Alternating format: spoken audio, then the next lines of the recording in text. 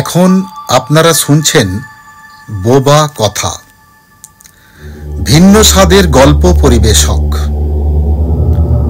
নমস্কার, সকলকে আমার আন্তরিক ভালোবাসা ও অভিনন্দন জানিয়ে শুরু করছি বোবা কথার এই সপ্তাহের ভিন্ন স্বাদের আরেকটি নতুন গল্প।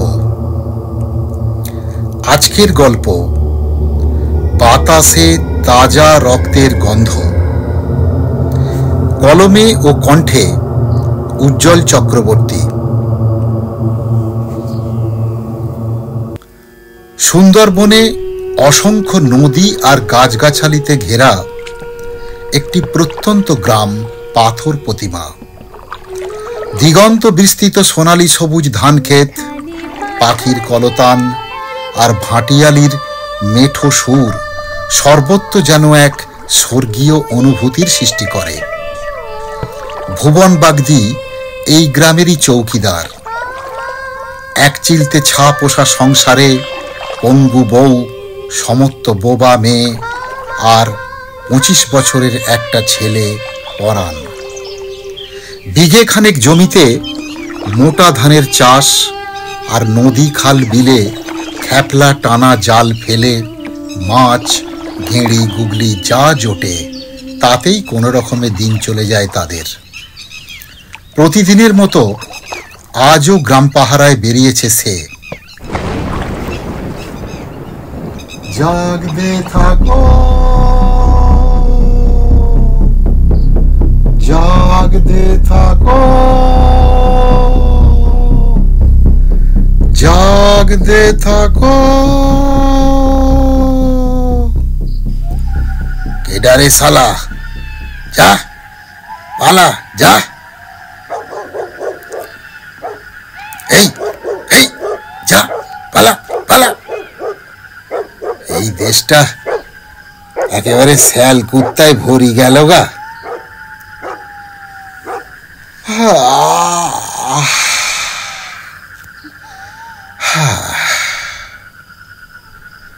অমাবস্যার রাত, কি ঘুটঘুটে অন্ধকার রে বাবা।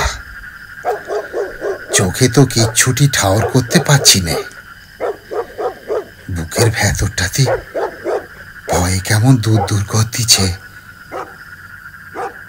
হালা কি কুক্ষণে যে রাজি হয়েছিল এই 50 টাকার চাকরিতে।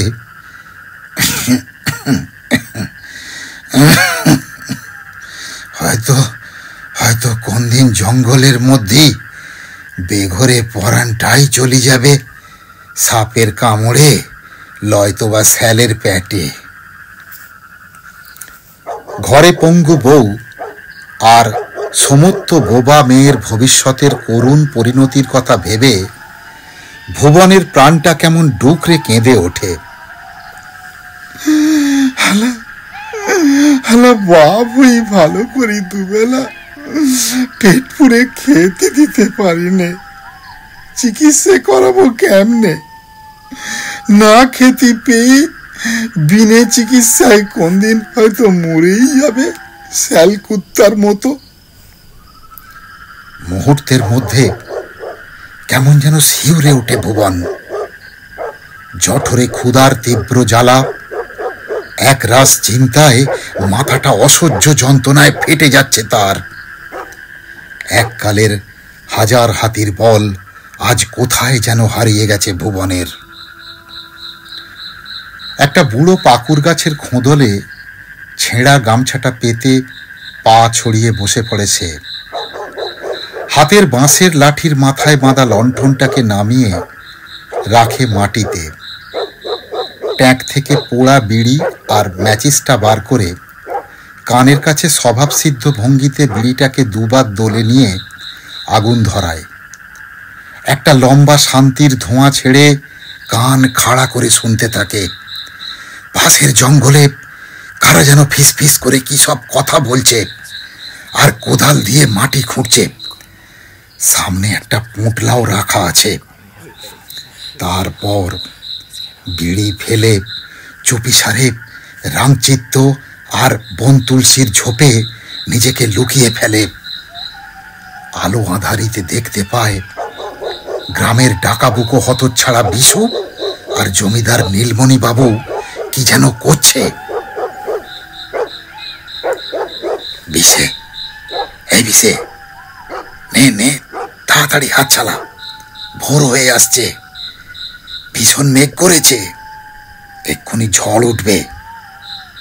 নে নে আর কিছুটা মাটি খুলে বোঁচকাটাকে পুঁতে দে, ভালো করে মাটি চাপা দেবে, বুঝেছিস?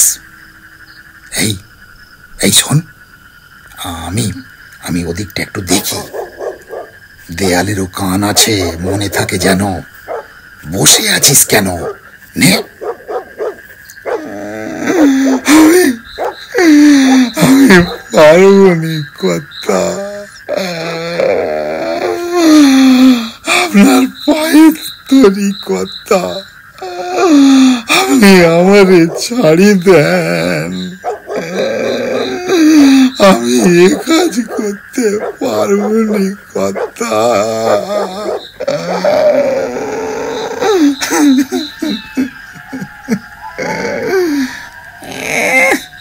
আদিক্ষেতা, পাছাড় পাছাড়, ছাড় বলছি। নে নে পথ। আচ্ছা শোন, আমি না হয় তোরে আরো কিছু বেশি টাকা দেব। নে নে মাটি দে দে। পরান তো কোনো অন্যায় কাজ করেনি কথা, ও তো শুধু 14 পুরুষের জমিখানা আপনার নামে লিখে দিতে চায়নি কথা। আপনি শুধু শুধু পরানকে। পিসে পিসে, এখন কাঁদার সময় নয়, তোর কিন্তু ফটক তুলে রেখেছি আমি। নে নে হাত দিয়ে ভালো করে সমান কর, কর সমান। এই হয়েছে, নে ভালো করে কর। এবার এবার চ চ, পা চালা পা চালা। এক্ষুনি ভোরের আলো ফুটে উঠবে, সবাই জেগে যাবে, তখন কি হবে? তুইও ধরা পড়বি আর আমিও। একটা চাপা উত্তেজনা আর এক বুক উৎকণ্ঠা নিয়ে এগিয়ে যায় সেইখানে। আঁচড় কেটে কবরের মাটি সরিয়ে দেখে রক্তমাখা ছেলের কাটা মুন্ডুখানা। ডুকরে কেঁদে ওঠে পিতৃ হৃদয়।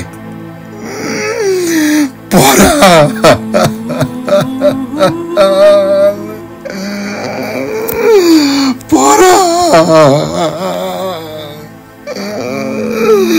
এই পরান,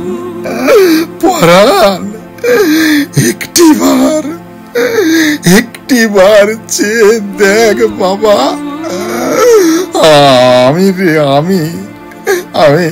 আমি তোর বুড়ো বাপ।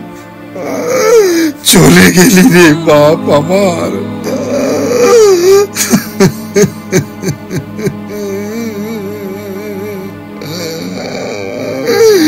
এই বুড়ো বাপ, পঙ্গু মা আর বোবা বোনকে ছেড়ে তুই কোথায় চলে গেলি রে বাবা?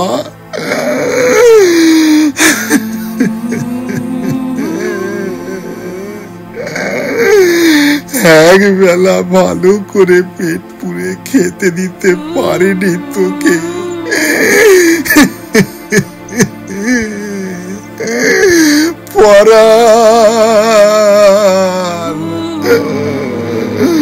পরান রে,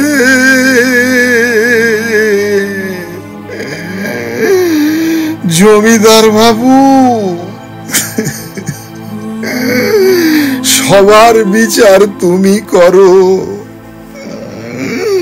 তোমার বিচার করবে কে?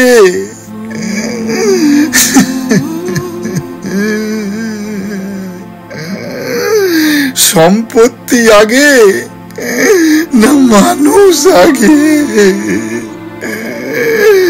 পরান, এই পরান শুধু একটি বার একটি বার বাবা বলে ডাক রে পরাণ, পরাণ বাপ আমার, ফিরে আয় বাপ, তোকে ছাড়া আমি যে বাঁচতে পারবো না রে পরাণ, পরাণ রে পরাণ।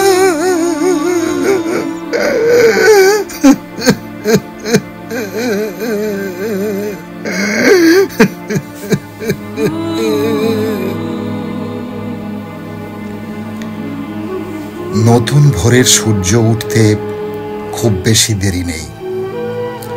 ঘন কালো আকাশের বুক চিরে আবির রঙা রশ্মি ক্রমে একটু একটু করে ছড়িয়ে পড়ছে পূর্ব দিগন্তে। কাটা মুন্ডু হাতে প্রত্যহীন অসহায় পিতা তখন নিষ্কম্প নিথর, দু চোখ ভরে তাকিয়ে আছে তার প্রাণের প্রিয় পুত্রের মুখের দিকে। দূরে মন্দিরে বাজছে নবপ্রভাতের শুভ মঙ্গল ঘণ্টার ধ্বনি। মসজিদ থেকে ভেসে আসছে পবিত্র আজানের সুর। একটা গভীর দীর্ঘশ্বাস আর বুক ফাটা কাতর আর্তনাদ। বাতাসে মিশেছে তাজা রক্তের গন্ধ। আজকের গল্পটা শুনে ভালো লাগলে আমাদের উৎসাহিত করার জন্য চ্যানেলটাকে সাবস্ক্রাইব করবেন, লাইক দেবেন ও শেয়ার করবেন। আবার আগামী শনিবার রাত 9টায় নতুন গল্প নিয়ে আপনাদের সাথে দেখা হবে। আপনাদের সকলকে অসংখ্য ধন্যবাদ। সবাই ভালো থাকুন, সুস্থ থাকুন।